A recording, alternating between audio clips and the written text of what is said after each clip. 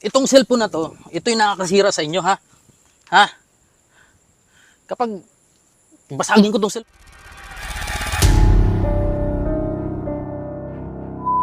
malalangin at ng baboy para sa pag-aaral ng mga bata. Yan, ano? Kaya mo tayo ng baboy. Uy! Grabe, malaki na. So, okay na. Ano na.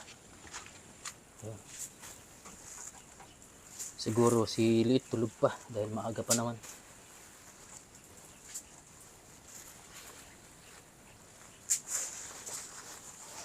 Para hindi kayo mag-away. Bukas ko na sa inyo. Oh, yan. Pag narinig nila yung huni,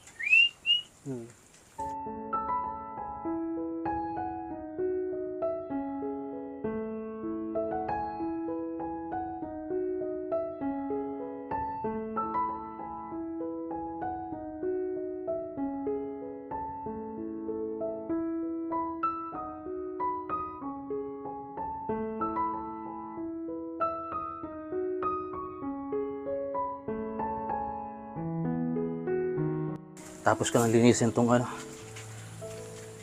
pigiri. Kailangan siguro si Liit ay gising na.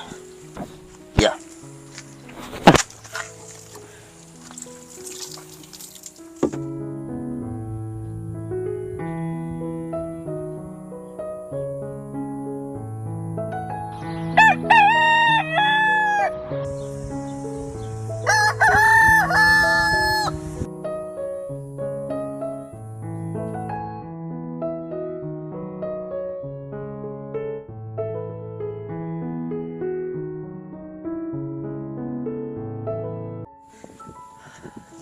Gising na siguro si Liit, may eskwela pa ito ngayon.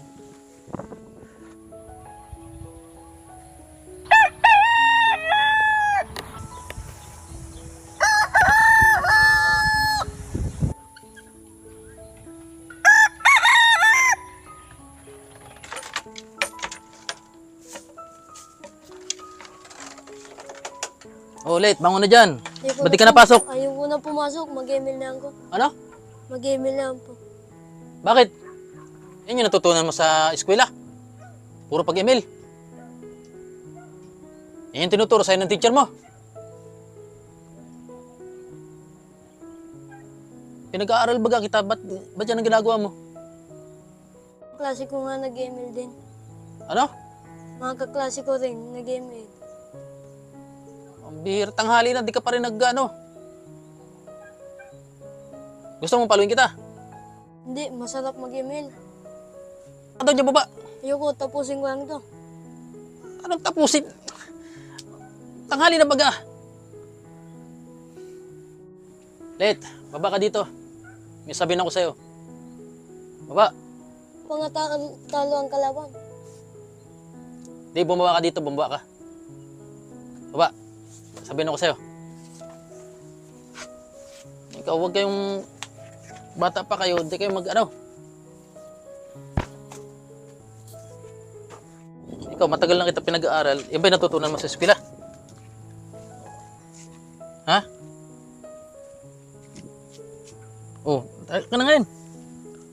Masyado mo nang basagin ko to. Ito ba yung natutunan mo sa eskwela? Sumagot ka. Hindi ka naimik. Itong cellphone na to, ito yung nakakasira sa inyo, ha? Ha? Kapag basagin ko tong cellphone na to, ano napapala ng mga email niyo yan?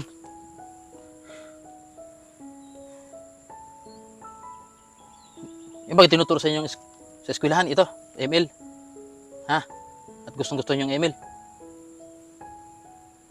Ano, may sabihin ako sa'yo. Alam mo kasi, Liit, ang pag-i-email lang kasira ng pag-aaral yan. Ano? Kaya, papayuhan kita kung ano yung pwede mong gawin. Dahil bata ka pa. Kawawa yung mga magulang nyo.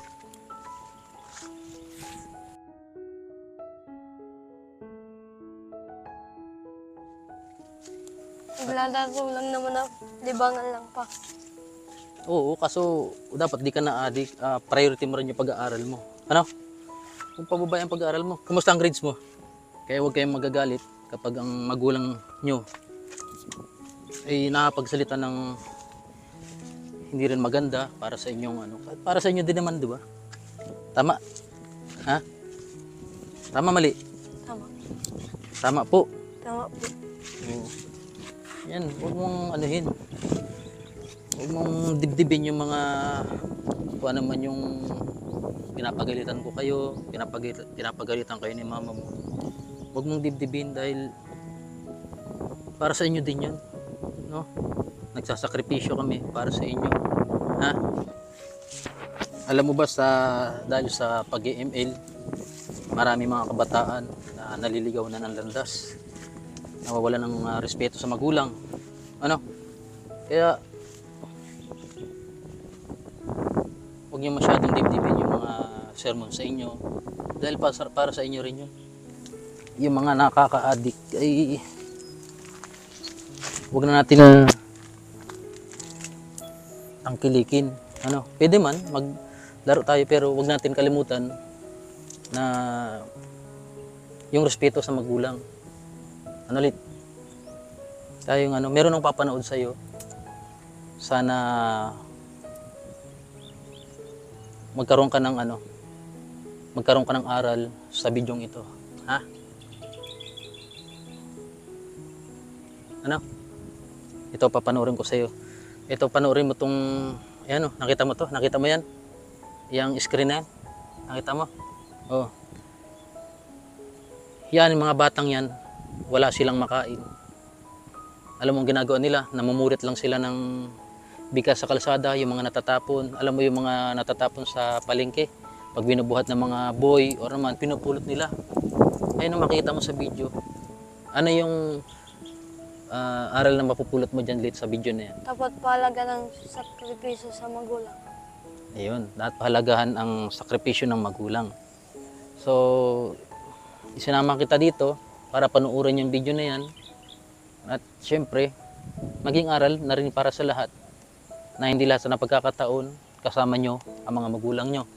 Ano? Tatanda at magkakaroon kayo ng sariling pamilya. Syempre, mangyari, iwan nyo rin yung magulang nyo. Dahil may sarili na kayong magulang. Ay, pamilya. Ano ulit? Dapat ganun ang maging mindset natin. Hanggat maaga pa, maging maging ulirang anak tayo sa ating mga magulang para pamarisan tayo ng lahat. Ano pat nakapag-aral tayo. Tama? Oo. Yun yung ano. Ikaw bilang bunso ko, gawin mo yung ano. Gawin mo yung lagi kang marespeto dapat sa magulang. Ano? Tulad yan, pwede ka naman maglaro. Pwede kayong maglaro ng ML. Pero pagkatapos ng pag-aaral nyo or may assignment kayo, pwede kayo maglaro. Hindi ko naman kayo hinihigpitan. Ano? Ayan, panoorin mo.